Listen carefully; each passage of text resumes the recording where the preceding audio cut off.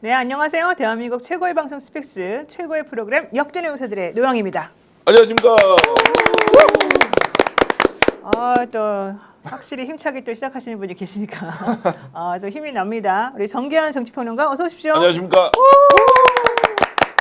오늘 오랜만에 봬요. 열심히 하겠습니다. 열심히 한 후에는 다른 길이었고 어제같이 열심히 살다 보니까 이진관 부장판사가 명문장으로 대한민국의 사법부를 다시 살려놓는 쾌거를 이루었는데 올림픽 금메달을 딴 사람한테 박수 보내는 심정이었습니다. 그런데 오늘 또 이하상 변호사가 백대현 부장과 이진관 부장을 또 아주 원색적으로 비난하고 욕하고 난리가 났었습니다. 아 진짜 왜 그런지 모르겠습니다만은 좀 이따 뭐 간단하게 얘기해 보도록 하고요. 또 강지호 이분 뉴스 기자가 나오셨습니다. 어서 오십시오. 네, 안녕하세요. 안녕하세요. 진짜 네, 할 말이 없네요. 네, 이경 기자 어서 오십시오. 안녕하세요. 네, 안녕하세요. 반갑습니다. 저도 오늘 더 열심히 하겠습니다. 방송 보시면서 너무 힘들 것 같아요. 보시는 분들이 막 다 패널 분들이 나와서 열심히 하겠다고 외쳐대고 있으니 얼마나 힘들겠습니까? 즐겁게 재밌게 한번 해볼까요? 네, 정말 좀 즐겁고 재밌게 했으면 좋겠고요. 네, 너무 힘 이렇게 막 집어넣지 말고 좀 자연스럽게 합시다. 근데 제가 진짜 정기환 대표를 오랜만에 봐서 그런지 요즘에 행복하신가 봐요. 몸이 좀 나날이 좋아지시는 것 같아요. 뭐 실제 그렇지는 않고 요즘 뭐 살 빠졌다는 분도 있으니까 그거는 사람의 생각에 따라서 뭐 살이 좀 쪄 보입니까? 아니, 저 안색이 확실히 좋아 보이시는데. 안색이 좋았다. 네, 저도 한 일주일 만에 뵙는 것 같은데. 예, 안색이 좋아졌다는 것은 약간 화장빨이라고 보는데 화장을 안 한 것 같지만 약간 화장을 했고요. 얼굴이 괜찮아 보입니까? 아니요, 전 그런 짓을 말한 건 아닌데. 그러니까 오히려 안 좋다. 편해지지 않았나요? 아니 어쨌든 행복해 보이긴 하는데 일단 좋아 보입니다. 제가 아는 선배 중에 한 분이 이렇게 말씀하시더라고요. 방송할 때 정기환 늘 쳐다보면 너는 정말 방송을 좋아하는 것 같다 이렇게 얘기하는 거예요. 맞아요. 그래서 제가 형님 솔직히 말씀을 드려도 됩니까? 하라예요. 단 한 분의 고객이 구독자가 시청자가 보고 있더라도 그분이 원하는 정보를 전해드리기 위해서 최선을 다해서 그냥 최선을 다해서 하여튼 제가 웃을 일 있으면 웃고 더 즐겁게 해드리려면 즐겁게 하는 이런 마음으로 하고 있다. 이게 제 혼자 생각에는 방송하는 사람이 자세가 아니냐. 그래서 내한테 진짜 즐거운지 즐겁지 않은지는 질문하지 마라. 답을 못하겠다 이렇게 얘기했어요. 아마 그분이 오늘 방송 보고 있을 거예요. 그래서 오늘 시작할 때부터 열심히 박수를 치고 있고요. 솔직히 이야기해 보시죠. 조금 전에 우리 방송 시작하기 전에 제 얼굴이 어떻습니까? 완전히 바뀌었지 않습니까? 방송 시작하면. 요게 프로페셔널이다 이렇게 혼자 생각하겠습니다. 알겠습니다. 네. 열심히 하시길 바라고요. 예, 한덕수 전 총리가 내란 중요임무 종사 등 혐의로 1심에서 징역 23년의 중형을 선고받으니까 김영현 씨의 김영현 씨 변호인인 이하상 변호사가 사이코패스가 칼을 들고 아무나 찌르는 느낌이다 이러면서 이진관 부장판사를 향해서 막말을 쏟아냈습니다. 이하상 변호사는 어제 자유민주주의의 흉기가 된 판사들 그래도 우리는 반드시 승리한다 이런 제목으로 유튜브를 하면서요. 우리는 우리 얘기를 끝까지 간다. 백대현 부장 이 사람도 마찬가지로 흉기가 된 판사들이다. 사이코패스들이 칼을 들고 막 돌아다니면서 아무나 찌르는 느낌 정말 사실 제일 X된 거 바보된 거는 한덕수 전 총리다. 한덕수 전 총리는 법정에서 벌벌 기었다. 이진관이 눈치를 보면서 자백하고 판사님 해가면서 이진관의 흐름을 안 끊더라. 그래서 이진관이 저렇게 더 기승을 부리는 거다. 그래서 내가 흐름을 끊어주는 거다. 내가 하는 게 정말 잘하는 거다. 이런 얘기를 했고요. 우리는 우리의 길을 끝까지 가겠다. 대현이가 지져도 가고 진관이가 지져도 간다. 반드시 이긴다. 이런 얘기를 하면서 어차피 한덕수는 우리 편도 아니었으니 상관없다. 이재명이 같은 자들이 내뱉은 말을 받아먹고 그걸 다시 내뱉기 때문에 이진관이나 백대현의 얼굴에 어떤 무게도 없고 그런 얼굴들이 나오는 거다. 그냥 그 자체로 견딜 수가 없다. 이재명과 사탄의 계보에 있는 사람들이 바로 저 판사들이고 그들은 사육당한 인물들이다. 뭐 이런 얘기를 했습니다. 자, 그래서 이제 경찰 중에서 혹시 공직자 중에서 이런 발언을 한 사람이 있다라면 어떻게 하겠습니까? 경찰의 수장이 공직자의 그 소속된 단체의 조직의 수장이 나와서 대국민 사과를 하고 이 사람을 파면 조치를 하거나 뭔가 하지 않겠습니까? 지금 대한변협 회장이 있지 않습니까? 당장 나서서 이 사람이 대한민국 사법부의 1심 판결에 대해서 의견이 아니라 이 사람들이 사육당했다 또는 사이코패스가 칼을 들고 다닌다라고 했던 것에 대해서 대한변협 회장이 당장 나서서 이 문제에 대해서 변호사를 대표해서 뭔가 얘기를 해야 한다고 저는 말씀을 드리겠습니다. 두 번째, 이 사람이 소속되어 있는 현재 단체나 그 로펌에서는 이런저런 이야기를 하지 않겠지만 그거밖에 없다. 두 번째, 이게 모욕죄가 해당되는지 되지 않는지는 형사법상으로 문제에 대해서 누군가 고발을 하면 좋겠다. 그래서 당장 수사를 해야 한다. 허위 사실일 뿐만 아니라 본인의 의사표현으로는 도저히 우리가 받아들일 수가 없으니 이 사람을 우리 사회에서 격리시킬 수 있는 방법을 찾아야 한다라고 저는 생각합니다. 네, 좋습니다. 정말 그 말씀에 동의하는 바이고요. 또 두 번째 얘기를 한번 해보겠습니다. 강선우 의원에게 1억을 주었다는 혐의로 지금 수사를 받고 있는 김경시 의원, 다른 의원들을 포섭하려는 시도가 있었고 그와 관련해서 현재 민주당의 현역 의원, 예전에 2023년도에 강서구청장 선거가 있을 때 공심위원이었던 현직 민주당 국회의원이 A라고 하는 시의원으로부터, 즉 김경으로부터 부탁을 받아서 돈을 전달해달라고 주장되었던 A라고 하는 시의원으로부터 뭐 금품을 전달받았다는 내용의 녹취 뭐 이런 것들이 나왔다는 겁니다. 근데 이제 그 현역 의원은 내가 누구누구로부터 당신 얘기를 잘 들었습니다. 이제 이렇게 말하는 그런 내용도 있었다라고 하는 건데요. 실제 김경시 의원으로부터 그런 돈을 받지 않았다고 이제 부인을 하고 있다라고 얘기를 하고 있는데 어쨌든 중요한 거는 김경 씨가 다른 현직 의원들에게도 금품을 건네려고 모의한 정황이 드러났고 특히 이 녹취 관련된 자료가 제공이 됐는데 이게 120개가 넘는 그런 녹취가 지금 나왔다고 해요. 김경시 전 시의원의 전 지원관의 PC가 경찰에 이렇게 제보로 들어왔다는 거거든요. 이거 어떻게 봐야 됩니까, 이경 기자님? 이분 시의원 이름이 하필이면 김경이어가지고 어떤 분은 김경, 이경 헷갈려갖고 저한테 뭐라고 하시는 분들도 간혹 계시더라고요. 근데 이거는 정말 정확하게 수사가 다 돼야 된다고 생각을 합니다. 이게 어떻게 정치권에서 2020년도가 흘렀어. 지난 이 시기에 어떻게 선거에 돈이 이렇게 오갈 수 있다는 것이 정말 말이 되지도 않고 그것도 민주당이다. 이건 더더군다나 용서할 수도 없고 말도 되지 않습니다. 관련된 수사가 정확히 되고요. 민주당 내에서도 수사가 진행되는 과정에서 문제점이 있다 싶으면은 이거를 당내에서도 이걸 다 어떻게 우리가 다시 전수조사하듯이 뭐 찾아내야 된다. 그렇지 않으면요. 우리 지선 지금 6월 3일 날 지선입니다. 얼마 남지도 않았습니다. 그때 공천 관련해서 잘된 공천도 문제가 있다고 여기저기 잡음이 다 나올 겁니다. 그럼 우리 지방선거 망치는 거, 우리라고 하면 좀 그런가요? 민주당 지방선거 망치는 겁니다. 그러기 위해서는 이거 적극적으로 수사가 되고 수사 진행되는 과정에 따라서 민주당이 지금 합당 얘기를 저희가 좀 할 텐데 그거 논의할 때가 아니고 우리 지방선거 앞서기 전에 우리 내에서 이거 해결할 방법이 뭐가 없는가 좀 적극적으로 좀 논의를 해야 되지 않나 그런 생각이 듭니다. 네, 서울경찰청 광역수사단 공공범죄수사대는 어제였죠. 서울시의회에 김시원의 정책지원관이 사용하던 공용 PC를 서울시 의회로부터 임의 제출받는 방식으로 확보를 했습니다. 실제 이런 식의 PC 확보는 어떻게 이루어졌느냐? 지난 19일 날 서울시 선관위가 김 시의원이 또 다른 공천 헌금에 대해서 논의하는 취지의 내용이 담긴 녹음 파일을 발견했다라고 하면서 신고를 했기 때문에 이게 이제 확보가 된 건데요. 이 PC에는 김경 시의원과 관련된 120개의 녹음 파일이 담겨져 있고요. 실제 시의원과 뭐 국회의원 여러 명에게 돈을 주려고 하는 혹은 뭐 돈을 건넸다고 하는 내용의 그런 녹음도 있는 것으로 지금 얘기가 되고 있습니다. 2023년 10월에 치러진 강서구청장 재보궐선거를 앞두고 김 시 의원이 구청장 출마를 위해서 전직 시의원 A씨와 누구에게 금품을 전달할 것인지 논의하는 내용이 담겨 있고 이때 바로 민주당 현역 의원 이름이 거론이 되었다는 것인데요.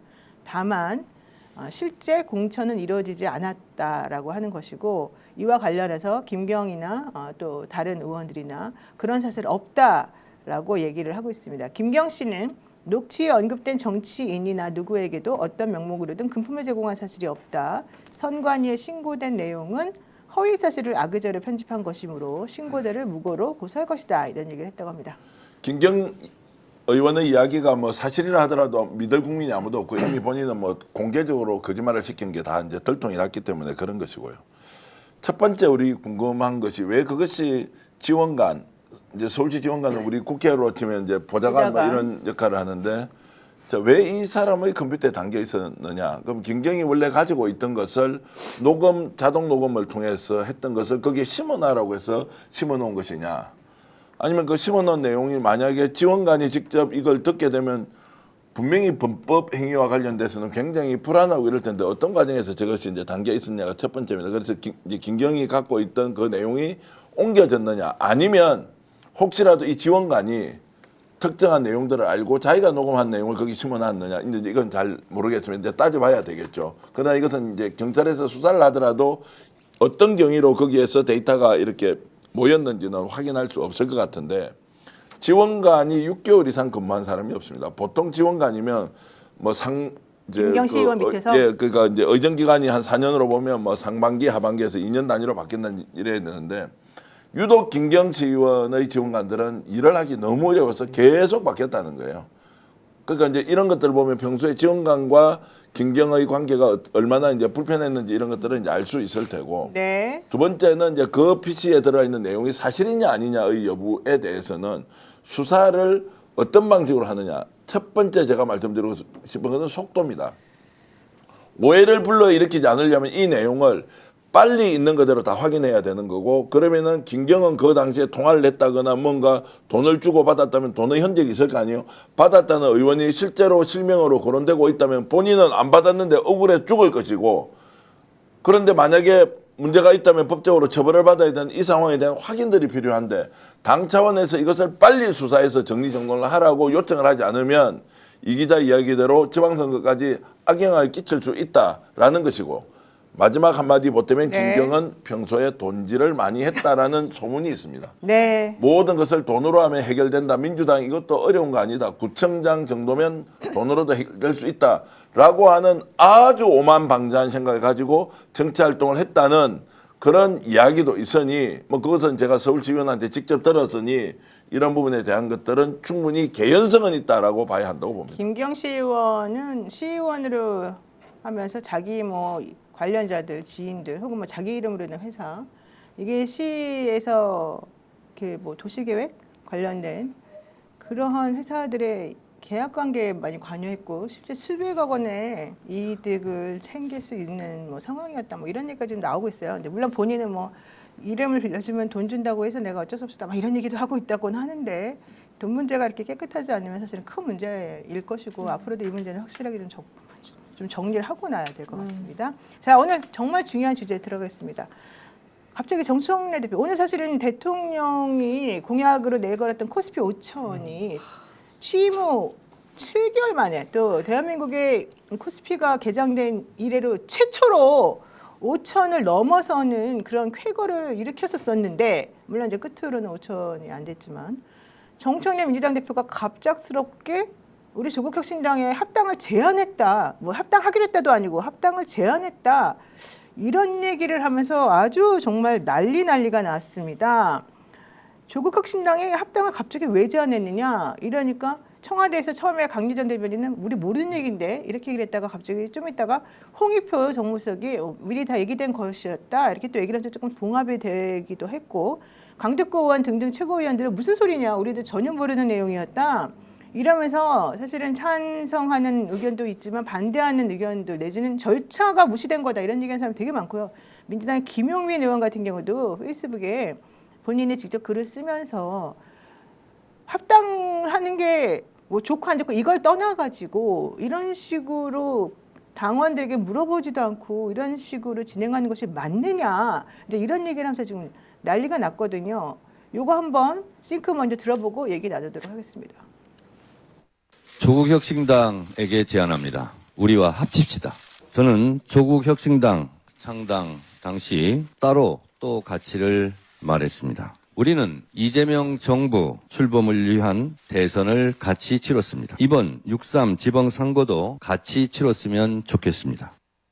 어제 늦은 오후 정청래 대표님을 만나 오늘의 발표 내용을 전달받았습니다. 정청래 대표님이 언급한 이재명 정부의 성공과 정권 재창출이라는 목표에 전적으로 동의합니다. 민주당이 말하지 않는 진보적 미래 과제를 독자적으로 추구하고 있습니다. 이러한 두 시대적 과제를 모두 실현할 수 있는 최선의 길이 무엇인지 국민과 당원의 목소리를 경청하겠습니다. 자, 이 상황을 어떻게 우리가 봐야 되는지 이경 기자님 한번 얘기 좀 정리 좀 해주시죠. 우선은 민주당 내에서 의원들이 비판적인 의견이 막 SNS 많이 나옵니다. 그 기사화된 것도 있습니다. 그것은 모두 다 홍익표 정무수석이 2시 넘어서 이제 방문하고 기사화가 됐거든요. 기자들을 만났습니다. 국회에서 그 전에 나온 발언입니다. 그러니까 청하고 전혀 얘기가 없다라고 전제하에 당의 지도부하고도 얘기를 전혀 안 했어. 그리고 오늘 오전 9시 좀 넘어서 긴급 최고위원회를 열었습니다. 9시 반에 열었습니다. 그리고 10시에 기자회견을 한 거죠. 그러니까 지도부 자체도 우리도 오늘 통보받은 거다. 그러면서 좀 부정적인 메시지가 많이 나왔는데 홍익표 정무수석이 왔다 간 이후에는 저렇게 의원들의 개개인적인 부정적인 발언은 지금은 나오지 않는 것까지 제가 확인하고 지금 이 자리에 왔습니다. 우선은 정청래 결론부터 말씀드리면은 많은 당원분들이 많은 댓글로 불만이 있는 게 뭐냐면 마치 정청래 당대표가 청하고도 전혀 얘기 없이 지도부하고 얘기 없이 독단적으로 우리 합당하겠다 발표한 것처럼 오해를 많이 받았습니다. 저도 처음에 그렇게 오해를 하고 취재를 했는데 결론부터 말씀드린다면 당원이 이거를 당원 투표가 이제 1인 1표입니다. 그전에는 대의원 한 표가 당원들이 20표하고 20명하고 같이 이렇게 됐는데 지금은 오늘 이게 투표가 됐기 때문에 당원이 무조건 1인 1표인데 당원이 선택을 하고 옳다라고 찬성을 해야지만이 합당이 가능하다라는 겁니다. 그 나머지 이제 세부적인 절차는 이제 다른 분 말씀 들으면서 제가 좀 말씀 더 취재한 내용 말씀드리도록 하겠습니다. 저는 이거 봤었을 때 뭐가 문제냐, 합당이 좀 중요한 건 아니라고 저는 생각이 들어요. 합당이 하는 게 맞는 일이냐, 합당 안 하는 게 맞는 일이냐, 이거는 논의 과정에서 나와야 된다라고 보고, 제가 실망한 점은 과연 이제 절차적으로 제대로 지켜졌느냐, 당원들한테 한번 물어봤느냐, 이러한 문제가 있는 것 같아요. 하지만 저는 이제 정부와 정청래 대표가 사실은 이야기를 나눴다라고 보거든요. 갑자기 뜬금없이 정청래 대표가 나와가지고 혼자 결단으로 합당하겠습니다는 못한다라고 저는 생각이 들어요. 근데 그렇다면 왜 갑자기 이렇게 이걸 진행을 했느냐. 만약에 이렇게 갑작스럽게 진행을 시키지 않았다라고 하면 과연 그 지선 전에 합당이 가능할까라는 저는 생각이 들거든요. 신속하게 합당을 그래도 진행을 하기 위해서 이 주제를 던져놨다라고 저는 보고 있습니다. 근데 합당이 그렇게 중요하고 긴박한 문제였는지 제가 매우 궁금한 부분인데요. 그러니까 합당의 사유가 뭐냐라고 네. 했을 때 윤석열이 무너뜨렸으니까 이제 우리 따로 살림할 필요 없이 한 집으로 합치자라고 하는 것이 합당의 당위라는 게 있지 않습니까? 어떤 일도 명분이 있죠. 예를 들어서 뭐 결혼을 하겠다면 결혼할 때는 우리 행복한 가정을 이루자라는 목적을 가지고 이제 하는 것인데 결혼 왜 하냐? 야, 그럼 살다 보니까 뭐 지금 이런 대충 이런데 뭐 그렇게 해볼까? 뭐 이렇게 할 수 없는 것과 저는 비슷하다고 보고요. 합당의 사유가 뭐냐?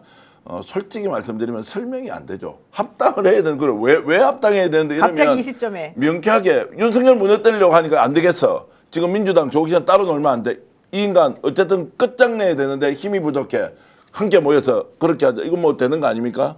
근데 지금 소위 말하는 이제 거대 여당 그룹에서 이게 합당의 당위가 있느냐는 게 하나가 있고, 두 번째는 합당의 방식이 그러면 어떻게 되느냐. 조국 대표하고 정진 대표 같이 나와서 사실 국민 여러분 지금 깜짝 놀라실 텐데요. 우리가 이런저런 사실 논의를 했는데 이거 지금 여러분들이 한번 판단해 주십시오. 우리는 한번 해보자고 생각을 하는데 여러분도 어떻게 생각하시는지 뜻을 주시면 원만하게 한번 풀어보겠습니다라고 이렇게 이제 합당하는 방식을 정중하게 국민한테 당원한테 던지는 것이었으면 어떻게 했느냐. 그런데 민주당의 대표가 조국 혁신당의 거대 여당이에요. 합당을 제안했다는 이 형식은 맞느냐? 또는 조국 혁신당이 제안을 하는 것이 맞느냐? 뭐 이제 이런 부분이 있었을 텐데, 그러면 조국 혁신당은 뜻이 별로 없었는데 일단 민주당에서 제안을 한 것이다라는 것으로 지금 그림이 그려진다면, 그럼 그 이유는 뭐야? 왜 민주당이 조국 혁신당에 제안을 하느냐? 이제 이런 게 있을 거고요. 그 다음에는 더 중요한 것이 합당의 결과입니다. 자, 합당이 그럼 되었다고 치겠습니다. 아까 말씀하셨듯이 당원들의 투표에서 결정한다. 그건 뭐 전당원 투표가 되겠죠. 합당의 결과라는 것이 1 플러스 1이 2.123이 되든 3이 되든 돼야 되는데 지금 이것에 대한 확신이 있느냐. 왜 그렇게 해야 되지? 혹시 지방선거에서 후보가 양쪽 다 나오니까 국힘이 이길 가능성이 있기 때문에 근데 그것은 단일화하면 되는데 그 시점에 문제가 있으면 합당이라는 것이 이것이 필요하냐 아니냐라는 면에서 오늘 이제 깊이 논의를 하겠지만 일단 외관상 보이는 것은 뭔가 좀 설명이 잘 안 되는 부분이 너무 많다라고 네. 저는 생각을 합니다. 오늘 김대호 기자가 국회에 들어가서 취재를 해서 보내준 내용을 조금 정리를 해드리면 이렇습니다. 합당 이슈는 오찬회에서도 언급된 바가 없었다. 지도부와 일부 핵심 결정권자 사이에서만 은밀히 논의된 것으로 보여서 이게 조금 문제인 것 같다. 국회 발표가 있었던 오늘 오전 기자회견 직전에 열린 비공개 최고위원 회의에서는 6월 지방선거가 끝나면 논의할 일이지 지금 당장 이걸 할 얘기인가라고 하는 최고위원들의 거센 반발이 있었고 특히 강득구 최고위원은 아주 이 부분에 대해서 신랄하게 또 지금 비판적인 입장을 펼치고 있습니다. 특히 시기와 절차, 코스피 5천 달성이라는 호재가 지금 이것 때문에 가려지는 점 그리고 실제 사전 논의 없이 중대한 사안을 결정했다는 점 등등등 이런 시기와 절차적인 문제도 사실 매우 큰 것 같다라고 얘기를 하고 있고요. 특히 발표 직후에 청와대 출입 기자들이 강유정 대변인에게 물어봤을 때만 해도 모르겠는데요. 그런 적 없는데요. 라고 하는 말이 먼저 나왔어요. 그리고 난 다음에 갑자기 이후에 홍익표 정무수석이 이재명 대통령이 평소 지론이었습니다. 사전에 연락 받았습니다라고 얘기를 하면서 조금 분위기가 조금 달라지는 모습이긴 했습니다만은 그렇다면 왜 청해 대변인은 처음에 그런 말을 했을까? 이런 부분들도 좀 있는 것이고요. 실질적으로 이것 때문에 지방선거를 준비하고 있던 그 민주당의 많은 후보자들은 멘붕 상태에 있다는 것입니다. 안 그래도 5극 3특 이것 때문에 지금 자리가 너무 많이 줄어들어가지고 매우 힘든 상황이었는데 그래도 어쨌든 대통령이 추진하고 실제 수도권 집중을 좀 억누르는 의미에서 이건 필요하다고 생각해서 열심히 경선 준비를 하고 있었는데 갑자기 조국당하고의 합당 얘기가 나와버리니까 이제 그들하고도 또 경쟁이 되나 이런 문제까지 이제 여기 뻗쳐 있다는 거죠. 게다가 지금 현재 조국혁신당의 지지도가 그렇게 좋지 않습니다. 사실은 거의 지난번에 보면 한 2% 뭐 3%대를 왔다 갔다 하고 있는 중이어서 지금 굳이 해야 될 이유가 도대체 뭐냐? 조국혁신당이 없으면 민주당이 반드시 선거에서 뭐 패배한다는 것이냐 이런 얘기가 지금 나오는 상황이었거든요. 그러다 보니까 다들 좀 이상하다라고 얘기하는 것인 것 같고요. 여기에 대해서 정청래 대표 처음에는 뭐 내가 다 얘기해가지고 논의한 것이다 이렇게 세게 나가다가 그 이후부터는 갑자기 내가 밝힐 수가 없는데 어쨌든 그렇게 알아줘 이런 취지의 또 얘기를 하면서 뭔가 밝힐 수 없는 무슨 사유가 있어가지고 이런 식의 일이 벌어진 건가? 라고 하는 의심을 지금 하게 만드는 상황인 거죠. 정청래 대표가 이제 그 청하고 이제 소통을 했다. 그런데 누군지를 밝힐 수 없다라는 것은 저는 개인적으로는 그 부분은 이해가 됩니다. 왜냐하면 누군가 딱 밝힌다고 하면 청와대 누군가가 당무 개입을 하는 꼴이 되는 겁니다. 그 부분도 좀 우려하지 않았나라는 생각이 드는 거고요. 취재를 하다 보면 강유정 대변인 청와대 대변인입니다. 그리고 바로 직청에 다른 사안들이 있을 때 기자들은 바로 소식이 되니까 이거 바로 질문할 수 있는데 대변인 라인까지는 정무수석이 할 만한 담당한 그 역할을 그 빠른 시일에 그 시기에 질문했을 그 시기에는 못 갈 수도 있다라는 저 얘기를 좀 들었고요.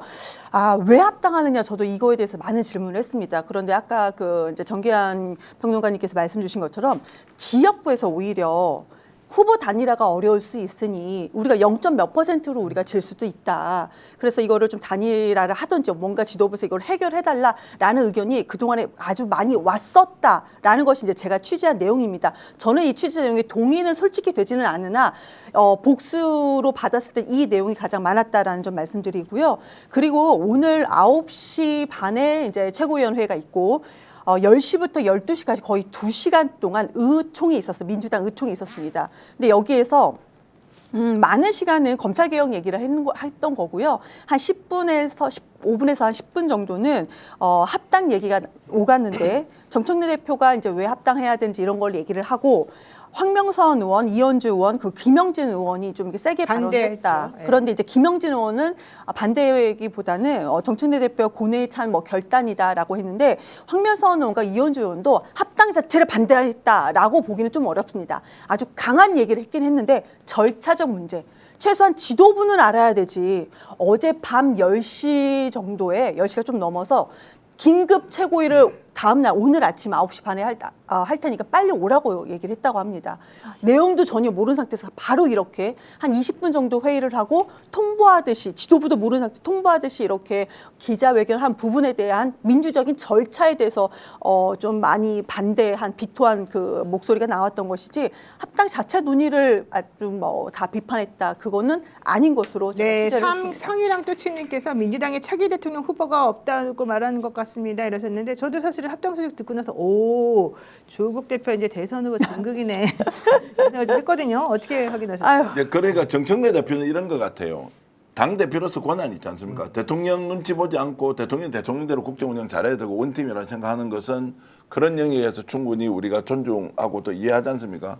그런데 나는 당 대표로서 권한이 있다 이런 정치적 결단 내릴 수 있는 거 아니냐라고 했을 때 동의하지 않는 사람은 있다 하더라도 그 자체를 당신은 그렇게 하면 안 된다라고는 또 누가 이렇게 시비 걸 수 없는 부분이 있습니다. 왜냐하면 정치적 행위라는 것은 궁극적으로 국가를 위한 것이지만 본인이 그 중심이 되어서 끌고 가고 거기에 대해서는 국민, 당원, 지지자들로부터 책임에 대해서 평가받겠다라고 하는 이제 이런 결단이라고 이제 봐야 되는 것이죠. 이제 그런 면에서 정청래 대표는 자기대로 승부수를 던졌다고 보고 이 승부수가 먹히느냐 먹히지 않느냐는 것은 좀 다른 문제인데 정서적으로 봤을 때 정청래 대표보다는 저는 이재명 대통령의 국정운이 훨씬 더 중요하고 당이 원팀으로 대통령 청와대를 적극적으로 서포트를 하면 좋겠는데 오늘 같은 날 5천 주가 이렇게 넘어섰으면 그거 박수치고 좋아야 되는데 갑자기 이렇게 탁 던져버리니까 찬물을 끼얹는 거 아니냐라는 생각이 바로 들더라고요. 굳이 이런 방식으로 해야 되느냐 또 절차도 좀 따져보면 되지. 그런데 이제 결국 정청래 대표는 본인이 이런 승부수를 던지는 것이 자신의 정치적 이익이 더 있다라고 하는 것에서는 말릴 수가 없다는 거. 사실은 그것도 우리가 또 간섭할 권한도 없고요. 이런 면에서 보면 참 정치라는 게 오묘하구나. 그리고 대통령도 오전에 전체적으로 나왔던 청와대 분위기와 오후의 분위기가 달라졌다라고 하는 것은 그 권한 행사에 대해서 우리가 뭐라고 할 수가 있습니까? 사전에 논의를 했다, 사전에 통보를 했다, 논의를 했으면 대통령실이 그렇게 합당하십시오라고 할 수도 없고 합당 안 됩니다라고 하면 진짜 개입이 되는 상황에서 결과를 보고 당대표가 결정했으니 우리는 그냥 거기에 대해서 합당을 원론적으로 동의해주는 수준으로 가자 뭐 이렇게 되지 않나 싶습니다. 근데 저는 1인 1표제를 지금 추진하고 있는 건 결국은 당원들의 의견을 제일 중요하게 보겠다라는 명분이었는데 뭐 청와대에서 뭐 동의를 하고 안 하고 그건 두 번째 문제인 것 같고 실제 민주당의 당원들이나 민주당의 최고위원들도 모르게 이런 일이 진행되면서 오픈 못한다 이렇게 말하는 거는 저는 좀 절차적으로는 좀 납득이 안 가요. 그러니까 아까 말씀하신 것처럼 뭔가 다른 이득이 있나? 그럼 그 다른 이득이라는 게 뭐냐? 정청래 대표가 혹시라도 당대표 연임을 위한 포석을 지금 깔고 있는 거 아니냐? 이제 이런 얘기를 지금 하는 거거든요. 그러니까 조국혁신당하고 합당하면 조국혁신당 당원들이 몇 명이 지금 이제 더 늘어납니까? 지금 권리당원이 117만 명쯤 되거든요. 그런 조국혁신당 당원들이 지금 5만, 10만 뭐 예를 들어서 조금 전에 노영희 변호사 말씀대로 이렇게 이어서 이제 상상을 해보면 뭐 그럴 때 되면은 몰표 오지 않겠느냐 뭐 이런 것일 수도 있고 설마 근데 그렇게 얕은 방식으로 정치를 하겠습니까?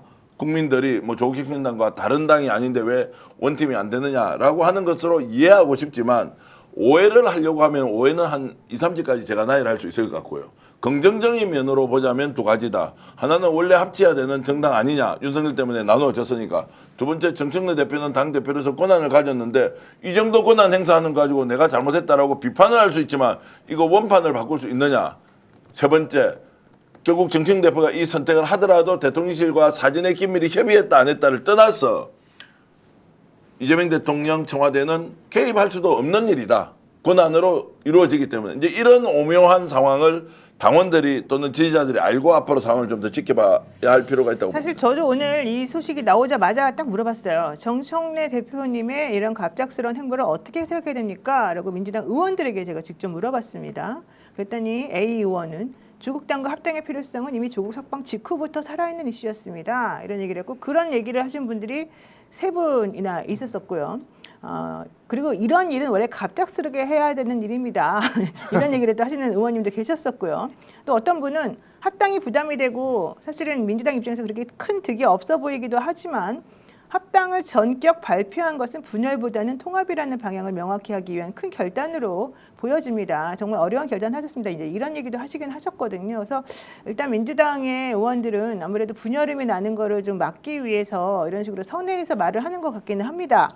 그러나 이제 그렇다고 하더라도 실제 많은 분들이 지금 반발하고 있는 것이고 그래서 그랬는지 그 상황을 정확히 이해를 하고 있는 우리 정청래 당대표가 페이스북에다가 또 글을 방금 썼습니다. 뭐라고 썼느냐. 실제 이런 식으로 진행된 것에 대해서 너무 걱정하지 말아라. 결국에는 당원들의 의지를 확인해서 일이 진행될 수밖에 없는 것이다. 나 혼자서 이런 것들을 할 생각이 없다. 걱정하지 말아라. 이런 얘기를 하는데 보세요. 저는 오늘 합당 제안을 한 것이고 당연히 당원들의 뜻을 묻는 절차, 전당원 토론 절차, 그리고 당원 당규에 맞게 전당원 투표도 할 것입니다. 당의 주인인 당원들의 뜻에 따라 당의 길이 결정됩니다. 민주당은 당원 주권 정당입니다라고 이제 얘기를 했어요. 근데 이렇게 말할 것 같으면 아예 미리 지금 의사를 확인하고 좀 오케이가 된 다음에 했으면 얼마나 더 깔끔했을까 이런 생각도 들거든요. 그러니까 논란을 통해서 결과적인 정치 이익이 있다 뭐 이렇게 생각했을 수도 있고 사실 그것도 사전에 이야기해봐야 진행이 아예 안 될 거 아니냐라는 것이 이제 동시에 좀 작용이 됐다고 저는 보는데요. 소나무당이 만약에 합당을 하자면 그때는 어떻게 하죠? 아니 당장 홍준표 대표가 2월 13일 날 그날 금요일이던데 보니까 이제 항소심에 뭐 유무죄에 대한 결정이 나면 무죄 가능성이 굉장히 높거든요. 그럼 소나무당은 원래 전당대 돈봉투 사건 때문에 나가서 본인이 무죄를 받아오겠다고 했는데 무죄 받아왔잖아요, 그 부분. 예, 엄청나게 이제 지금 단합을 받았는데 뭐 돈봉투는 다 무죄 돼 버렸고 네. 별건으로 지금 한 게 이제 남아 있는데. 그럼 소나무당 합당에 대해서도 그럼 당 대표가 직접 나서서 이것도 지금 합당을 합시다라고 통크게 갈 수 있느냐 아니냐 뭐 이런 것도 좀 따져봐야 하는 것이어서 실제로 내용은 굉장히 민감하다. 그러나 이제 겉으로 우리가 뭔가를 할 때는 이거 이제 권한을 가진 사람들이 움직이고 있는 것에 대해서 뭐 갖다붙다 할 권리가 있느냐 뭐 이런 것인데 저는 하여튼 당원들이 지금 어떻게 이제 당심을 형성하는지 좀 지켜봐야 한다고 봅니다. 이경 기자님에게 여쭤보겠습니다. 실제 조국혁신당이 26일 날 당무위원회를 열고 민주당과 합당할지 말지에 대해서 논의를 한다라고 얘기를 하고 있긴 한데 조국혁신당에 취재 안 되셨죠? 전화니까 안 되죠. 조국혁신당 모두 통화가 연결되지 않습니다. 평소에 저하고도 연결이 잘 되셨던 그런 분들조차도 연결이 다 되지 않고 그러니까 공식적인 답변 외에는 본인들은 이제 할 얘기가 없다. 공식적인 답변은 뭐 그 말씀 주신 것 그겁니다. 26일 날 뭐 전체 회의를 통해서 뭐 결정한다라는 건데 만약에 이건 저희 이제부터는 추측 영역인데 진짜 불만이 있었으면 불만을 얘기했겠죠. 거기는. 불만이 있지 않으니까 공식적인 답변 외에는 입장을 밝히지 않겠다. 뭐가 불만이 있을 일이 없잖아요. 그러니까요. 다 좋은 그런 일이잖아요. 입장이 아닌가라는 생각을 하게 됩니다. 근데 저는 이 정청래 대표가 지금 당을 합치는 게 이득인가?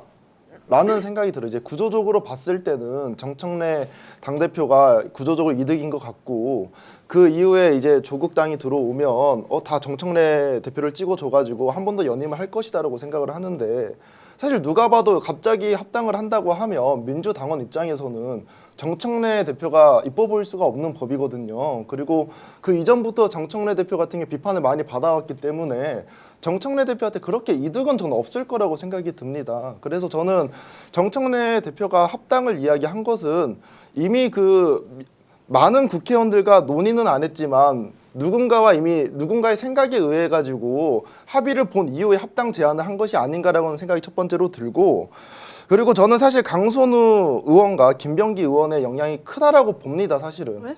왜 그러냐면 우리가 생각했을 때는 당연히 지선 민주당이 다 이길 것 같다고 생각을 하죠. 저도 그렇게 하고 뭐 지지율 이런 걸 보더라도. 근데 제 주변에 제가 지금 대학원도 다니고 있고 제가 이제 호남사회 주변 얘기를 들어보면 얘가 약간 혼날 수 있는 말이긴 한데 민주당과 국민의힘 그렇게 차이가 없다라고 하시는 분들 사실 지금 종종 계세요. 그런 의견이 있다라고 저는 생각이 듭니다. 그래서 이 사람이 어떻게 하느냐. 물론 국민의힘이 내란을 저질러 띄워줄 수 없다라고는 하지만 지금 민주당의 힘이 너무 센 거 아니냐. 지금 뭐 별반 차이 없는 거 아니냐. 그러면서 국민의힘에 투표를 주려고 하시는 분도 들었습니다. 이런 것들을 고려를 했을 때 과거에 안철수 같은 경우에도 호남 지역을 전부 다 먹은 적이 있지 않습니까? 네. 그런 것들을 고려했을 때 불안 요소를 점점 줄여가는 그런 방법 중에 하나가 합당이 아닌가라고 저는 생각을 합니다. 오늘 대통령실에서 청와대에서 이제 일단 이것에 대해서는 통합에 원론적으로 이제 동의한다라는 것이 대통령의 평소 지론이었다라고 함으로써 네. 이 문제는 정청래 대표가 끌고 가는 방향으로 갈 가능성이 높습니다. 왜냐하면 당원들 사이에는 조금 전에 강 기자가 언급했던 그런 현실적인 이유, 지금은 확 와닿지는 않지만 그럴 수도 있겠네. 그러면 뭐 굳이 통합을 한다는데 조국혁신당 반대도 하지 않고 안 할 이유는 또 뭐 있노? 뭐 약간의 불의 밥은 출발할 때 있었지만 이제 이렇게 가는 것이고요. 그리고 정청래 대표는 그걸 성공시키면 강 기자는 이익이 뭐냐고 했지만 저는 정반대 이야기를 하면 이 어려운 과정을 정청래 대표가 리더십으로 합당을 해냈다. 지선에서 승리했다라고 하는 것은 압도적 지지율로 이어질 가능성이 저는 높다고 오히려 보죠. 그리고 여기에서는 이제 잠재적 경쟁자가 김인석 국무총리가 당으로 돌아와서 당대표 하겠다고 하는데 선거구도 짜기가 쉽지 않을 겁니다. 예를 들어서 지금 하고 있는 1인 1표제 전당원 투표 방식의 이런 그 지방선거 공천 관련된 것과 이건 차원이 다른 문제예요. 당대당 통합을 지금 정청래 대표가 이루어냈다. 그 성과라는 것은 어쨌든 그 진보 진영은 하나로 묶고 보수는 더욱더 분리시키고 여기에 통합적 행보로 대통령은 훨씬 더 중도 확장적 정책을 쓴다라는 것은 정말로 집토끼와 산토끼를 동시에 다 잡는 효과의 중심에 정청래 대표가 있기 때문에 이런 정도의 정치를 고려는 했을 것이다. 그거 막을 수도 없을 것이다. 이런 생각이 좀 들어요. 다만 시기가 좀 이상하다는 게 사실 중론인 거죠. 왜냐하면 꿀단지님 말씀하시는 것처럼 어제 한덕수 23년 선고했고요. 오늘 코스피 5천이었습니다. 대통령이 신년 기자회견 너무 잘했고요. 그래서 많은 분들이 기뻐하고 있었습니다. 지금은 대통령의 시간 아니겠습니까? 그런데 다들 좋아서 기뻐하는 날 갑자기 조국혁신당이 합당을 제안하겠습니다라고 하는 말을 하면서 분위기를 흐트러뜨릴 필요가 도대체 무엇이었느냐? 이건 시기와 관련해서 혹은 절차와 관련해서도 정부 감각이 없다라고 볼 수밖에 없지 않겠느냐? 이제 이런 얘기를 지금 사실은 많은 분들이 하고 계시거든요. 그래서 그런 부분들 관련해가지고도 사실은 조금 이해할 수 없는 부분이 있다는 얘기가 이제 맞는 말인데 그럼에도 불구하고 뭐 정치하시는 분들 입장에서는 이득이 있으니까 하겠죠. 이준석 개혁신당 대표가 이런 말을 했습니다. 민주당하고 혁신당 같은 중국집인데 전화번호 2개 쓰고 있던 거 아니야. 같이 합쳐라. 다만 우리는 국민의힘하고 완전히 선명성이 다른 정당이기 때문에 그쪽하고는 합칠 생각이 없어. 이런 것도 아주 은근하게 교묘하게 분위기를 좀 이렇게 반전시키더라고요. 이준석 말에는 전 동의를 전혀 하지 못하겠습니다. 뭘 뭐 완전히 다른 당입니까? 뭐 같이 민주당 공격할 때는 같이 하고 또 무슨 자기네들이 뭐 유리하다, 불리하다 할 때는 뭐 서로 이렇게 다 나눠줬다가 합쳐줬다 그런 당이기 때문에요. 이준석이 그렇게 한다고 보면은 민주당이 지금 합당 얘기가 오가는 것들이 저들한테는 조금 더 공격적이지 않았나라는 생각이 저는 개인적으로 들고요. 좀 더 노골적으로 말씀드리면 이제 이슈를 주도하는데 정청래 대표가 실력을 발휘한 거고요. 뭐 자신의 역량이죠. 그리고 이것이 무너진다, 무너지지 않는다라는 것은 권한의 측면에서 보면 현실적으로 당 대표가 이 정도 권한이 있지 않습니까? 그것을 내가 행사하겠다 하는데 뭐 조금 불편한 게 있지만 그냥 가시죠. 합당해야 되는 거 아닙니까?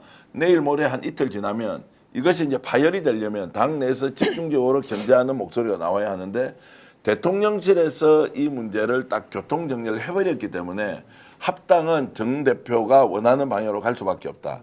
다만 조국혁신당이 이제 이 내용과 관련해서 구체적으로 어떻게 합당할 것이냐라고 하면 당대당 통합합니까? 흡수 통합합니까? 당대당 통합하면 전당대회를 해야 되잖아요.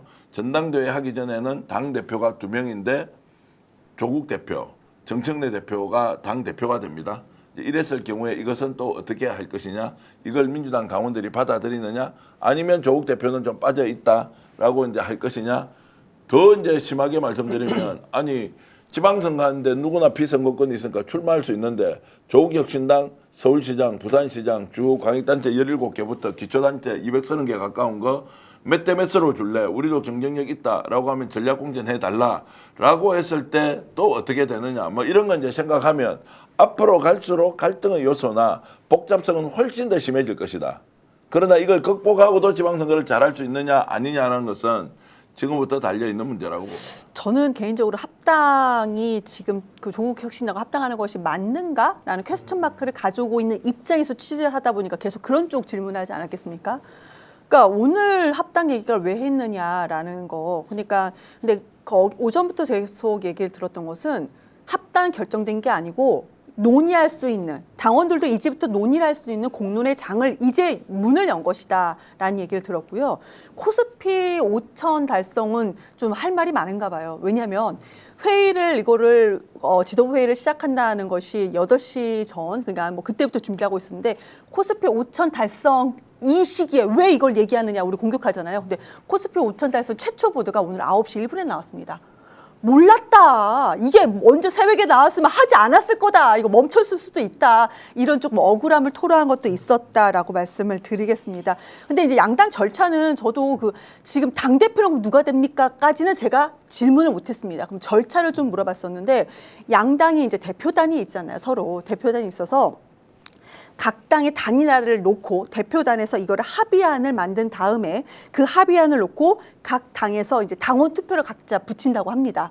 예를 들어서 조국혁신당에서 그럴 리는 없겠지만 당원들이 정말 싫다, 이거 반대한다 그러면 합당이 되지 않는다. 민주당도 마찬가지입니다. 반대한다 당원들이 그럼 합당이 되지 않는다라는 결론까지 그런 절차를 오늘 말씀을 드리겠습니다. 네, 우리 지금 현재 스픽스에서 아마 투표하고 있는 것 같아요. 갑자기 지금 이제 올라왔는데요. 한번 여러분들 합당 이렇게 올라와 있는. 여기 찬성 반대 하시는 분들 한번 의견 한번 올려주시면 좋을 것 같고요. 전 눌렀습니다. 댓글에 올라온 많은 글들은 다 좋은데 꼭 이번 주 오늘 꼭 말했어야 되냐, 다음 주 말하면 안 되냐, 그렇죠. 이런 얘기도 사실은 이제 많이 있습니다. 사실은 내일 이혜훈은 후보자 자료를 일부 제출하면서 지금 청문회가 예정돼 있거든요. 또 오늘까지는 일단 코스피 올라간 걸 축하하고 이렇게 이제 검찰개혁 관련해서 또 대통령 얘기해서 많이 좀 정리가 되는 분위기에 대해서 좀 얘기 좀 하고 내일 이혜훈 후보자 청문회 보고 다음 주에 합당 얘기해도 되는 거 아니었느냐 뭐 이런 얘기도 있고요. 또 미리 그 전에 최고위원들한테도 얘기를 하고 이랬으면 좋지 않겠느냐 이런 얘기들이 있습니다. 그러니까 정치 고관 요청 중에서 특히 평론하거나 이걸 이제 정치 현장에서 매일 이렇게 현장을 뚫어보는 사람들은 야 이건 뭐냐 이렇게 하지만 또 이걸 바라보는 당원들은 원래 합당해야 되는 거 아니냐 뭐 그러면 좀 약간 절차적 하자가 있다 하더라도 문제 삼을 거 있어라고 이제 가는데 제가 와 정청래 대표 이 정치력이라는 게요 대단하다라고 보는 거예요. 그러니까 대단하다고 보는 것은 꼭 그분을 존경하고 내가 따라가야 되겠다라기보다는 적재적소에 이슈 파이팅을 하면서 절차적 약간 문제가 생길 것 같지만 본질적으로 이것은 승부수다라고 하면 딱 던지고요. 그리고 오전 오후에 청와대가 반응이 달라졌다라고 하는 것이 사실이라면 야 청와대도 이거 반대하기 어렵다. 당에서 하는 일인데 왜 그러느냐. 원론적으로 조국혁신당과 손잡아서 가야 되는 거 아니냐. 우리가 지금 계속 생각하는 것은 합당 위에 일어날 일에 대해서 걱정하는 것은 약간 이제 미래의 일이고 당장 현실적으로 누구도 나서서 이거 하면 안 돼요. 그런데 굳이 따져서 문제 제기하는 쪽은 절차적으로 문제 있는 거 아니냐라고 하면서 본질적으로 문제 없으면 문제가 없으면 이기는 거지. 절차적 하자가 그것을 뛰어넘을 수 없다라는 현실. 계산 잘하는 겁니다. 어쨌든 합당은 언젠가는 될 문제였다 이렇게 생각하시는 분들이 많이 있긴 하는데요. 집중님이 말씀하신 이 부분 저는 중요하다고 봅니다. 조국혁신당은 어제 알았다는 거잖아요. 조국 대표에게 어제 말했다는 거잖아요. 정청래 대표가. 그러니까 조국혁신당 지도부는 이미 알고 있었는데 함구령이 있었다는 것이고 민주당 지도부는 전혀 모르고 있었다는 거. 이게 조금 이해가 안 갑니다. 이런 얘기가 있었는데 저는 그 말에 동의합니다. 실질적으로 그 뜻이 좋고 합당 언젠가 할 일이었다 하더라도 그러면 절차적으로 최고위원들한테도 얘기를 하고 뭐 이렇게 하는 게 맞지 않았냐 순서적으로는. 근데 아마 이제 정청래 대표 입장에서는 그러면 시끄럽게만 하고 아무것도 안 된다 뭐 이런 얘기를 생각을 했었을 수도 있겠죠. 그러니까 민주당에서는 의원들이 불만을 얘기하는 것이 합당 안 된다가 아니고요. 나 전혀 몰랐고 대표가 혼자 발표하는 것이 그런 게 어디 있냐라는 그런 중론이 많았습니다. 저 이거 댓글 하나만 말씀드려도 돼요?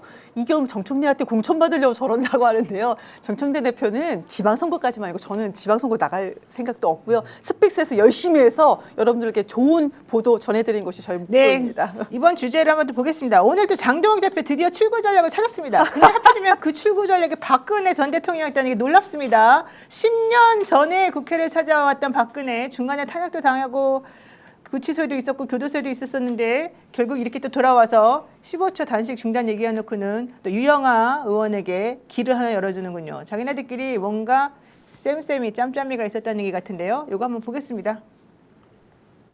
그래서 오늘 이 자리에서 이제 단식을 그만두겠다 이렇게 약속을 해주셨으면 합니다. 그렇게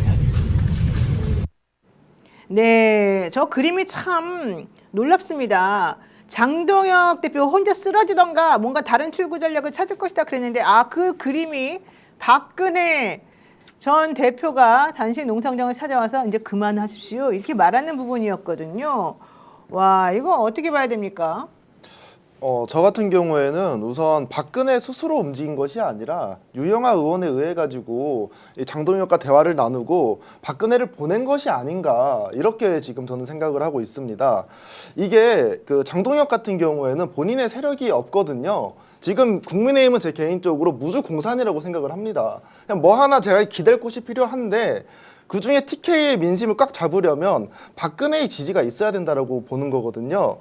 그래서 이 물밑 작업으로 박근혜 측과 이 장동혁 측이 이야기를 나눠가지고 야 박근혜가 이제 쉬라고 하면 사실 몸도 힘들고 하니까 지금 바로 단식을 끝마친 것이 아니냐 악수하는 모습을 보여준 다음에 저는 그렇게 생각을 하고 있습니다. 당연히 그렇겠죠. 사실은 뭐 얼마나 본인이 사실 이거 명부만 하나 잡아주면은 단식을 끝내고 싶었겠습니까? 헐레벌떡 끝내더라고요. 저분이 오늘 쓰러져야 되는 거예요. 원래는 시나리오상 쓰러져야 되는데 쓰러지지가 못한 거죠. 근데 이제 박근혜 이제 씨가 저 박근혜 씨라고 하겠습니다. 대통령을 안 하겠습니다. 오전 10시 20분에 왔는데요. 저 모습을 찍기 위해서 몇 분 왔다 갔는지 아십니까? 그 자리에 올 네. 때 4분 있었어요. 네. 달랑 4분. 네, 이제 그만하시죠. 네, 그만하겠습니다. 그런 광고예요. 달랑 4분. 이거 쇼죠, 쇼. 쓰러져야 되는데 쓰러지지 못했기 때문에 그냥 저 쇼를 한 거다라는 명분이 없어요. 그리고 명분이 없다. 제가 장미 단식이다 얘기했잖아요. 휠체어 8일 단식하고 지금 휠체어 타는 것도 이해가 되지 않습니다. 이재명 대통령이 8일 단식했을 때 휠체어 탔습니까? 사람들 다 봤을 때 꼿꼿이 앉아서 눕지도 않고 꼿꼿이 앉아 사람들 다 맞이하고 그렇게 했습니다. 오늘 제가 신동욱 의원의 이제 SNS를 보다가 너무 웃겼던 게 야, 이 사람 끝까지 명분이 없구나. 혹시 띄워줄 수 있으십니까, PD님? 뭐 큰 태풍이 휩쓸고 지나갔다라고 막 어쩌고저쩌고 하면서요. 그리고 끝내 이 길이라. 여기도 목적어가 없어요. 뭘 이기겠다는 거죠? 뭘 이루겠다는 것인가? 전혀 없습니다. 네. 이들이 지금 단식을 이렇게 하기 때문에 끝내는 것도요.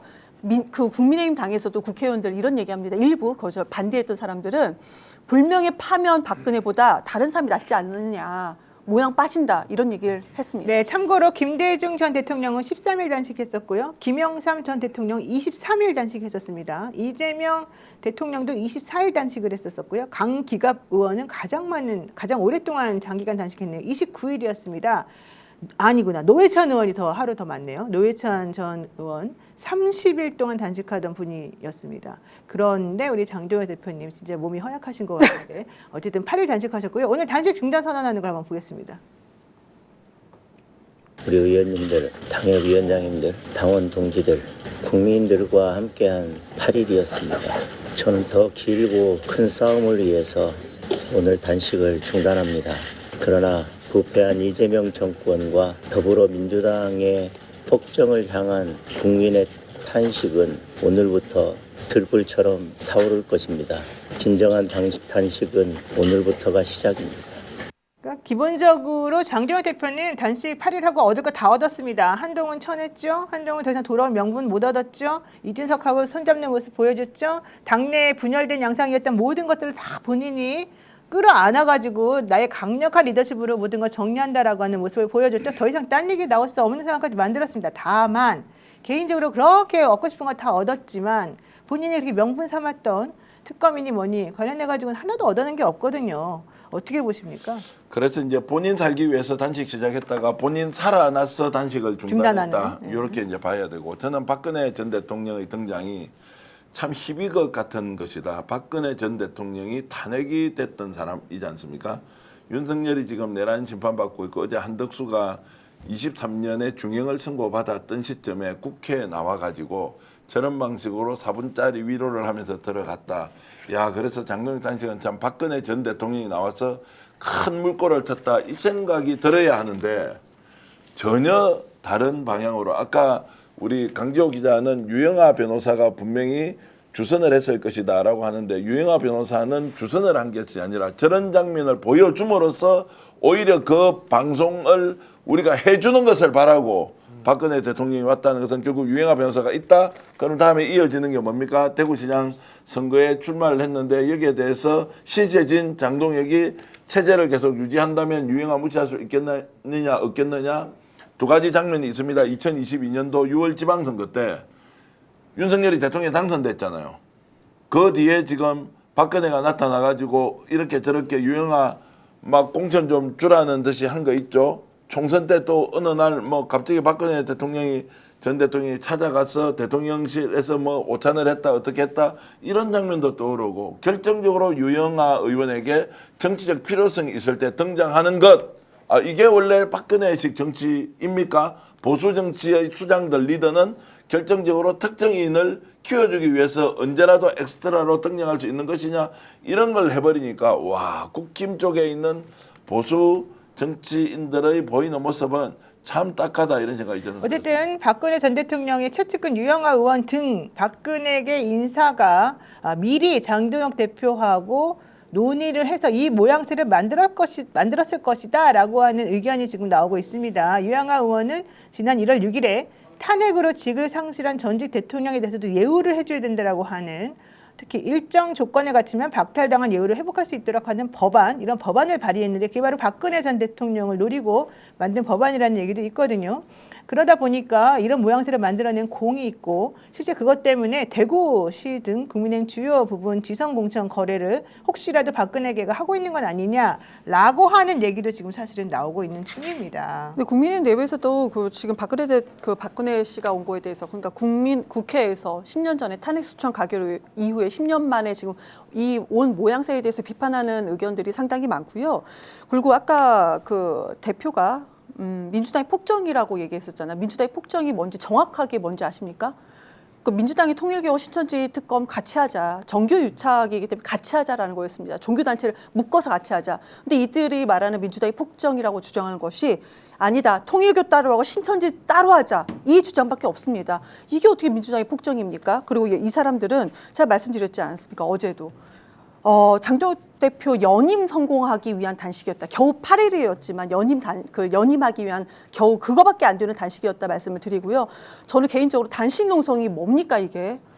저도 이제 예전에 기자였을 때 그 현장 르포 쓰고 막 다녔는데 사회적 약자들이요 정말 갈 데가 없이 최후의 수단으로 내 목숨을 내놓고 했던 것이 단식이었거든요. 근데 겨우 8일하고 휠체어 타고 나가면서 자기 연임이나 노리고 이런 단식 때문에 정말 사회적 약자들이 정말 본인들이 주장할 수 있는 그 최후의 수단을 이 사람들이 너무 퇴색시켜 버린 거에 대해서는 네. 상당히 큰 비판을 받지 않을 수가 없다 생각합니다. 네, 장동혁 대표 어제 홍익표 정무수석 국회를 방문해놓고도 본인을 방문하지 않은 것, 또 그리고 여권 인사들 아무도 자기를 방문하지 않은 것에 대해서 좀 분노했다라고 한 얘기가 있는데요. 홍익표 수석은 나 갈 거야. 이번에 계시면 내가 갈게. 걱정하지 마. 이렇게 얘기를 했답니다. 한번 들어보죠.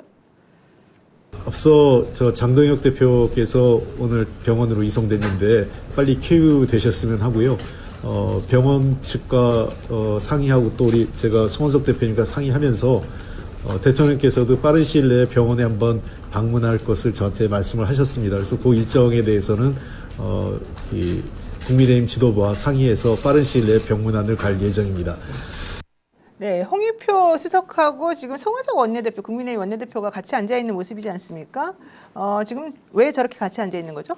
아니 이제 방문해서 필요 없으니까 이제 해야 되는 거고 뭐 어제 가는 게 좋으냐 아니냐 사전에 왜 조율을 안 했겠어요. 조율을 했을 것이고 도저히 분위기상 지금 가봐야 단식을 끝낼 수도 없는 것이고 대화나 뭐 이런 것들이 좀 정치적인 진전이 생길 가능성이 없다라고 판단해서 이제 했던 것이고 근데 어제 뭐 안 가니까 뭐 왜 안 오냐고 난리가 났지 않습니까? 돌아가면서 거의 뭐 언론에 대고 인간적으로 배신감을 느낀다라는 투로 이렇게 했지 않습니까? 그때 이제 누군가 급히 아이디어를 냈겠죠. 박근혜 카드가 있다. 그렇게 해서 딱 와서 명분 만들고 정리하자라고 했던 그 기발한 아이디어를 누군가 냈을 것이고 그것이 된다라고 하는 것은 사실 박근혜 전 대통령이 가는 것도 사전 조율 안 하고 갈 수가 없지 않습니까? 장동혁 대표가 받는다고 해야 가는 것이고 그러니까 이제 일단 탈출구를 만들어 준 것이고 오히려 저는 이제 오늘 저렇게 해서 이제 아픈 사람 병원에 가서 병문안 하는 것은 이제 인지상정이지 않습니까? 도리상 그렇게 해야 되니까 빨리 만나서 이제 나와서 이제 어쨌든 협력을 한번 해보자라고 하는 제안을 하더라도 충분하다고 봅니다. 알겠습니다. 자, 김경록 미래에셋 자산운용 고문이 있습니다. 이분이 뭐라고 얘기했느냐. 코스피 5천 가는 날 민주당과 조국혁신당의 합당 논의 적절하지 않다고 사람들이 많이 얘기하는데 어차피 종가가 4,950을 끝났으니 괜찮은 거 아니냐? 이런 얘기를 하네요. 와, 이럴 수가. 그러니까 저희들은 대통령 잘하는 거 계속 보고 논의하고 국민들이 좀 많이 알아줬으면 좋겠는데 현실 정치가 그리하지 아니하옵니다.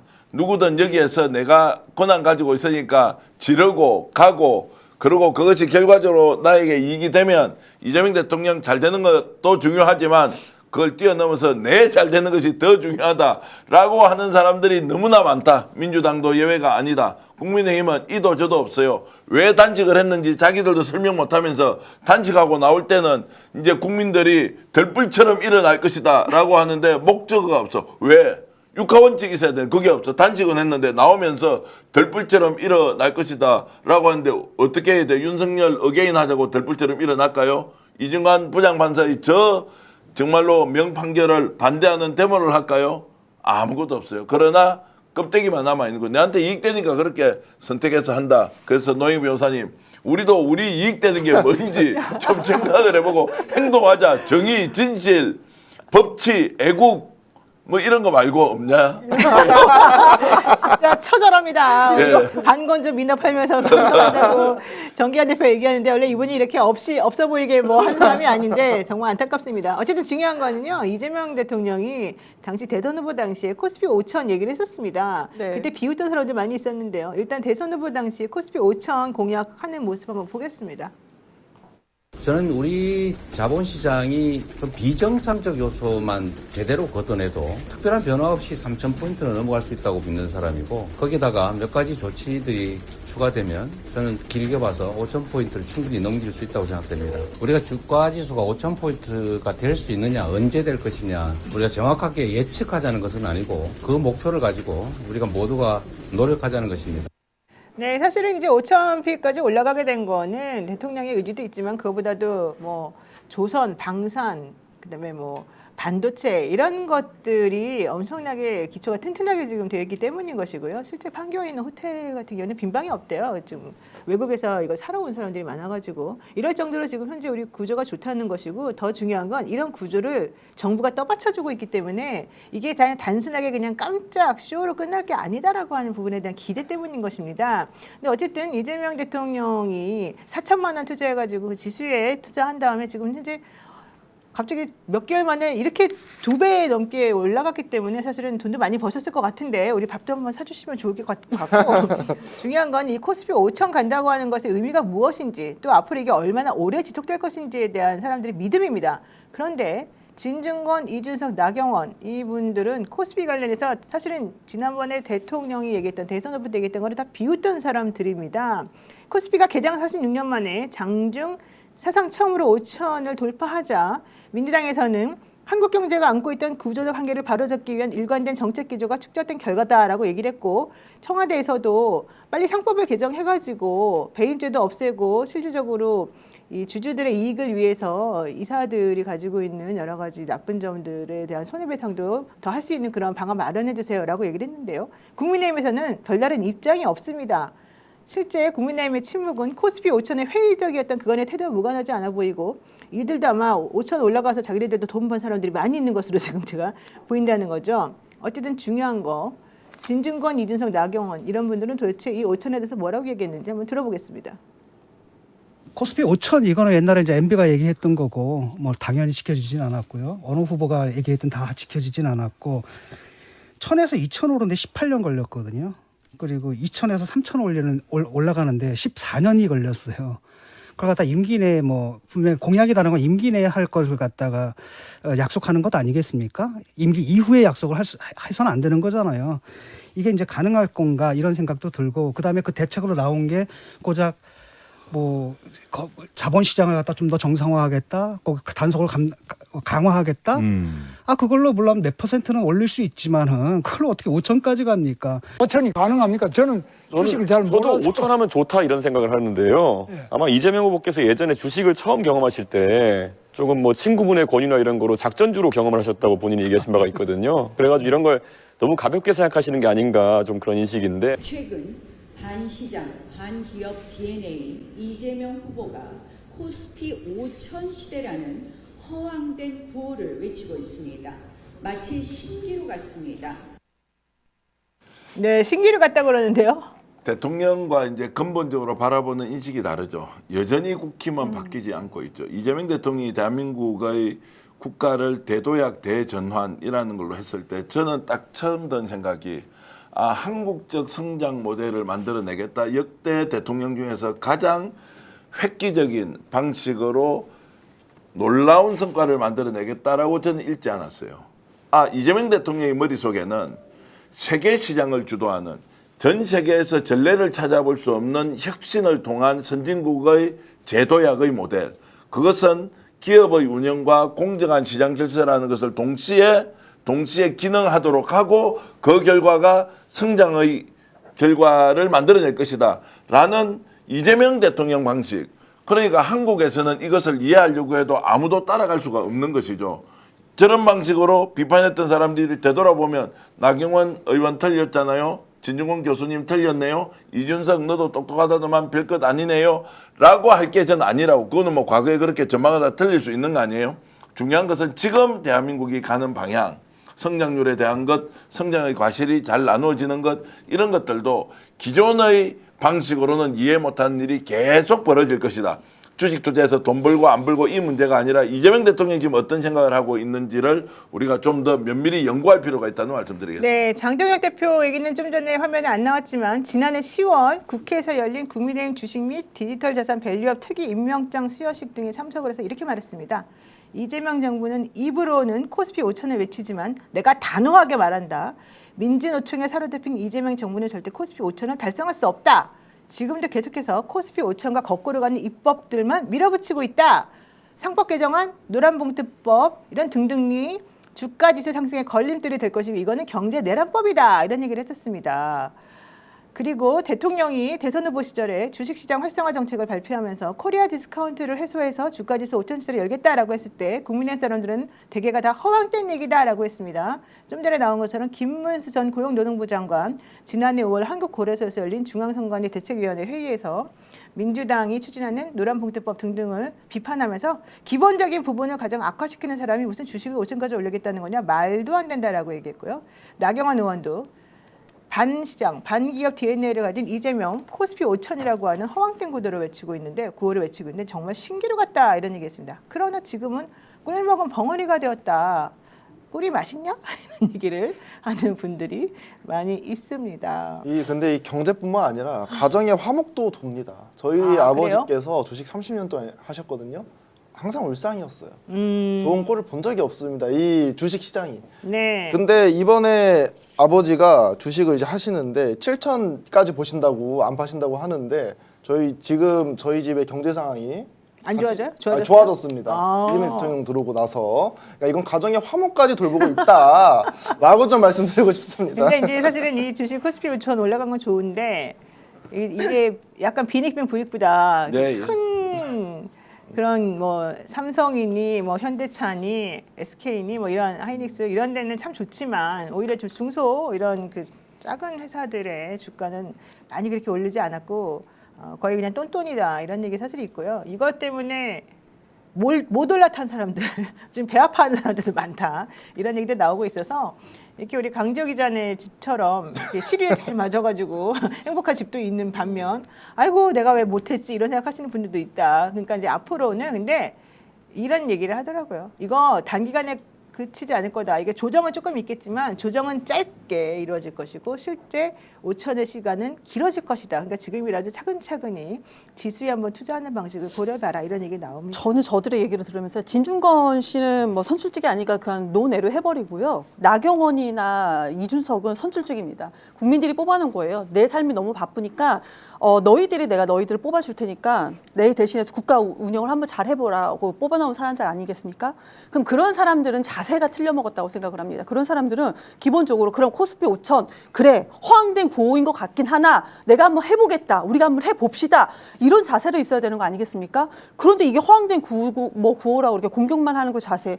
오히려 지금 이재명 대표, 그러니까 그 당시 이제 대표 아니면 뭐 그 당시 시장이라든지 뭐 이랬던 그 자세가 훨씬 더 정치인, 선출직 정치인으로서 더 바른 자세가 아닌가 생각이 듭니다. 아, 공부 못한 꼴등한다고 해서 너는 전교 1등 절대 못해. 이렇게 하는 게 맞습니까? 야, 너도 할 수 있어, 할 수 있어. 얘기하면서 이렇게 좀 이렇게 북돋는 그런 모습이 훨씬 더 좋은 선생 아니겠습니까? 근데 이 사람들은 선생도 아니고 국가에서 선출직으로 뽑아놓은 사람들인데 자세 기본적으로 저런 사람들 정치하면 안 된다고 생각합니다. 맞습니다. 코스피 5천 가면 정말 좋은 건데 막 저주를 퍼붓죠. 절대 가면 안 돼. 너는 못 갈 거야. 이렇게 얘기하는 건 옳지 않다는 것인데요. 김종환님. 너무 화납니다. 대통령 임기 마칠 때쯤 가면 만 간다고 저는 봅니다. 이거 좀 심하고. 문상돌님. 3천 손해보고 있다가 1,000 벌었습니다. 이런 얘기 하시는 분들이 있는데 어쨌든 중요한 거는 우리나라 이제 이 코스피 5천 너무 기쁜데 이게 전체적으로 대한민국의 경제를 좋아지게 만드는 마중물로 역할을 해야 된다는 부분이 있는 것 같습니다. 그러니까 찬반 양론이 있긴 하지만 지금 현재 대한민국 오늘도 다루는 주제가 과거에 우리가 하나만 가지고도 1시간 토론할 수 있는 건데 네. 오늘 노희 변호사가 한 3가지 주제를 했는데 다루지 못한 주제가 한 5가지 더 있을 거예요. 네. 매일 이렇게 지금 벌어지고 있잖아요. 그러면 왜 우리는 사건이 이렇게 많지 또는 와 정말로 대한민국 역동적이다 이런 걸 이야기를 하면서 이면에 있는 걸 좀 읽었으면 좋겠다. 이면에 있는 게 뭐냐. 이제 진짜 대한민국이 대전환 대도약기에 있어서 매일 쏟아지는 뉴스를 이렇게 많이 접하고도 소화를 일단 시키고 있다는 것. 두 번째, 네. 이런 뉴스가 진짜로 빅 이슈인데 하루에 5개씩 계속 나오는 나라가 되었다는 것. 전 세계 어떤 나라가 이렇게 다양한 주제의 그 이제 논쟁점들이 나와서 이걸 가지고 치열하게 공방하고 댓글로 자기 주장 올리는 거 한번 보십시오. 시청자 여러분 대단하십니다. 틀린 이야기 하나도 없고요. 정기평론 다 하시면 되는 분들이 이렇게 글을 올려주면서 대한민국이 정말로 대전환을 하고 있다. 그리고 정청래 대표가 저렇게 외쳤는데 댓글이가요. 우리 기자들 댓글이라 그러지 않습니까? 하루 댓글이밖에 안 돼요. 이것을 바로 소화해서 그 다음 날부터는 싸우는 게 아니고 너는 어떻게 할 거야? 나는 이렇게 할 거야. 바로 결론이 난 내용을 가지고 또 던져서 당신 생각은 뭐야? 내 생각은 뭐야? 그래 맞지? 당원 투표지? 좋다. 당원 투표 가서 어떻게 하는지 보자. 라고 하면서 이 이슈는 사그라들면서 자신의 결정으로 바꿔가는. 네. 야 대한민국 확실히 다이나믹하고. 사실 이제 그 좀 전에 저희들이 정청래 당대표가 얘기했던 전격 합당 제안 관련해서 찬성 반대 의견을 물었지 않습니까? 이거 관련해서 새날에서도 몇 시간 전에 투표를 했었었는데요. 찬성이 80%, 반대가 20% 나왔다는 얘기가 있었습니다. 그 타임에. 그리고 오전에 장윤선 편의점에서도 합당 찬성이 82%, 저녁에 박시영 여조에서도 합당 찬성이 70%로 나왔다고 하고요. 민주로님 얘기는 모름을 표시한 사람도 있으니까 실제 합당 반대는 더 적을 것 같습니다. 이런 얘기도 하셨는데 우리 역전 용사들 시작하고 나서 우리도 지금 올려놨잖아요. 커뮤니티 게시물에 올린 거는 지금 좀 전에 보니까 6,600명이 투표를 했습니다. 찬성이 65%. 반대가 29%, 모르겠다가 6% 나왔습니다. 지금 화면 보시는 것처럼. 그러니까 실질적으로 합당 자체를 지금 반대하는 여론보다는 합당 발표, 합당 제안 발표와 관련된 절차적인 문제를 얘기하는 분들이 훨씬 더 많은 것으로 지금 판단이 되긴 합니다. 그래도 참 스픽스를 보는 분들은 반대가 많구나. 반대인데 스픽스 보는 분들은 지금 조금 전에 보니까 7천 명이 이제 이렇게 투표를 했는데 이제 뭐 저희들과 생각이 이제 비슷한 분들이 훨씬 더 많이 본다는 것이고 그러나 이제 그 판단이 일종의 집단지성으로 이렇게 반영되지 않습니까? 그래서 반대한다라고 하신 분들도 지금 댓글 보니까 아니 이걸 찬성하는 사람이 어디 있어라고 막 글을 써주고 계신데 집단지성의 결과는 오늘 이 순간까지는 찬성이 좀 더 많구나. 이렇게 김미정님께서요. 경향 TV에서는 반대가 70%던데요. 이러셨는데. 아 그래요? 야 그것도 좀 따져봐야 되겠네요. 아니 네. 그래서 혹시 이거 조직적으로 동원돼서 찬성 누르는 거 아니야? 뭐 이렇게 이야기하는 분도 있습니다. 네, 곽운선님 그래도요 당대표께서 당원 의견을 먼저 물어보셨어야죠. 이런 얘기하시는 분들이 많고요. 연기강님 걱정하지 마세요. 경향 TV는요 투표에 참석한 사람이 500명도 안 됐었습니다. 아 투표에 참석하는데 우리는 지금 한 50분 내는데 7,100명 지금 정도 투표를 하셨는데 아마 이제 진보 유튜브에서 투표하시는 분들은 대통령이 찬성했다고 또 청와대랑 얘기했다고 그러니까 가급적이면 통합적으로 가자 분열을 하기 싫다 이제 이런 취지로 찬성하는 의견을 좀 더 많이 하신 것 같습니다. 예운 의원에 대해서도 지금 막 이렇게 인사청문회 이제 열리지 않습니까? 네. 대통령께서 좀 지켜봅시다 이렇게 하고 나서는 갑자기 절대 안 되라는 사람이 예 알겠습니다 일단 지켜는 좀 보시죠 뭐 이런 분위기로 가는 걸 보면 이재명 대통령의 지금 국정운영에 대한 열화와 같은 지지가 한편으로는 대통령의 권해에 찬 판단이 있다라는 것이면 내 생각 정도 바꿔서 그래도 대통령이 잘 되는 게 중요하다라고 하는 참 정말로 민주 시민들이 많구나 이런 생각을 하고 있습니다. 네, 재미있는 짤로 돌아다니는 베스트 댓글이 있어서 하나 소개해드리겠습니다. 내란 동조 이해운도 받아들이는데 윤석열 내란을 같이 이겨낸 조국혁신당을 반대하는 사람들은 뭡니까? 티끌이라도 모으려고 이재명 대통령을 범민주 진보 단일 후보로 끌어올린 같은 진영입니다. 대선처럼 지방선거도 마찬가지로 한 표라도 더 모아서 압승하고 이재명 정부 성공을 이끌겠다는 생각이 안 보이는가요? 절차를 문제 삼는데 합당 제안만 한 것입니다. 그런데 합당 제안만으로도 이 난리가 나는데 그렇다면 절차 물어본다 그랬으면 되겠습니까? 이 방식이 오히려 맞는 것 같습니다. 합당 결정하고 당원 뜻 물으면 되는 거 아니겠습니까? 뭐 이런 얘기가 배댓으로 올라왔다는 얘기가 있습니다. 어쨌든 우리 방송 보시는 분들의 의견은 절차적으로 충분히 경청할 만한 의견이라고 생각하고요. 당에서도 지도부들 그리고 현실적으로 우리 당을 사랑하는 또 내지는 진보적인 생각 가지고 대한민국을 사랑하는 모든 분들이 좀 수기를 거쳐서 모든 일을 좀 진행했으면 좋겠다 생각이 듭니다. 그런 의미에서 우리가 얼마나 착한 사람인지 이해할 수 있죠? 네, 더 착한 보험 파트너스가 또 여러분들에게 이 프로그램을 만들어주고 있습니다. 더 착한 보험 파트너스는 단순 보험 가입만 하는 것이 아니고요. 최적의 보험 플랜을 제안해주는 곳입니다. 현재 가입된 보험이 당신에게 맞는지 진단 서비스와 리모델링 안내부터 맞춤 상품 제안까지 해드립니다. 1644-1236 또는 010-7611-3303으로 연락하시면 현명한 보험 플랜을 만드실 수 있습니다.